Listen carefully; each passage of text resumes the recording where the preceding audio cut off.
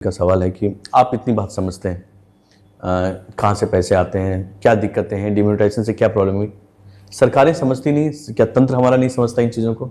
देखिए, जब ये डिमोनेटाइजेशन हुआ था तब इस देश की सत्ता जो है वो एक ही व्यक्ति चला रहा था और आज भी वही व्यक्ति चला रहा है। राइट।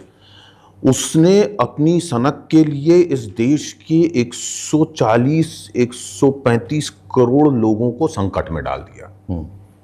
उसका इंटेंशन जो है वो ब्लैक मनी बाहर लाना नहीं था।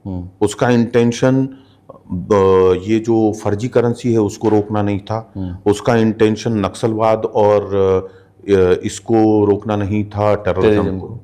उसका इंटेंशन ये था कि विपक्षी दलों के पास में जो धन पड़ा हुआ है उसको मैं कैसे बर्बाद कर दूं, क्योंकि ये होने के ठीक पहले नोटबंदी के उस पार्टी विशेष ने 84 ऑफिस खरीदे।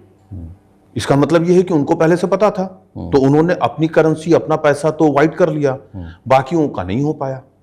तो उन असल में स्ट्राइक विपक्षी पार्टियों पे थी, सर्जिकल स्ट्राइक थी। वो सर्जिकल स्ट्राइक समझ लीजिए। उससे कॉमन मैन को नुकसान हुआ है, इकोनॉमी को नुकसान हुआ है। हम लोग 10 साल पीछे चले गए उससे। और सबसे बड़ा नुकसान मालूम है किसको हुआ है? मेरे और आपके घर में जो जमा हुई इमरजेंसी फंड था ना जी, जो हमारे घर की औरतों के पास में था, मेरी माँ के पास, मेरी बहनों के पास, मेरी पत्नी के पास, जो खर्च में से मिलने पर वो थोड़ा थोड़ा बचा के रख लेती थी और बाज़ दफ़ा वो हमें ज़रूरत पड़ने पर या उनके ही काम आ जाता था। और हमारे यहाँ पर तो हर छोटी से छोटी चीज़ पे नजराना देने का, शगुन देने का रिवाज है, ठीक है ना। अब पति के पास या भाई के पास या किसी के पास पैसा नहीं है तो माताएं, बहनें, पत्नियां क्या करती हैं? वो जो अपना छुपा करके रखा हुआ है वो जो इमरजेंसी फंड है उसमें से निकाल करके 11 रुपए, 21 रुपए, 101 रुपए, 1001 रुपए, 501 रुपए का शगुन देती हैं, है ना। या जरूरत पड़ती है तो घर के लिए खाना भी आता है, राशन भी आता है, बच्चों के लिए दूध भी आता है, वो सब चला गया। तो वो नुकसान तो जो होने थे हुए, लेकिन ये जो सत्य ये है कि नोटबंदी से जो हमें बेनिफिट मिलने चाहिए तो वो नहीं मिले।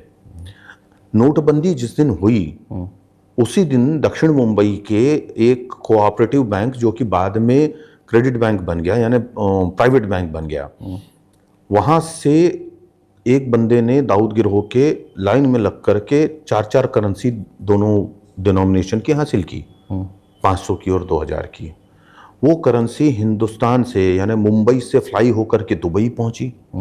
दुबई में पाकिस्तान से आए हुए आईएसआई के एजेंट ने वो ली, वो कराची पहुंची, आईएसआई ऑफिसर्स को मिली, वहाँ से वो करेंसी जो है उनकी प्रिंटिंग प्रेस में गई।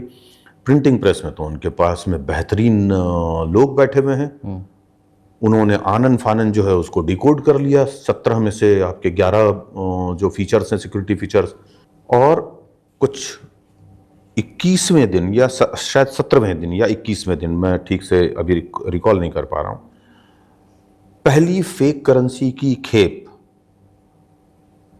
कश्मीर में मारे गए 2 टेररिस्ट में से एक के पास बरामद हो गई थी। 21वें दिन?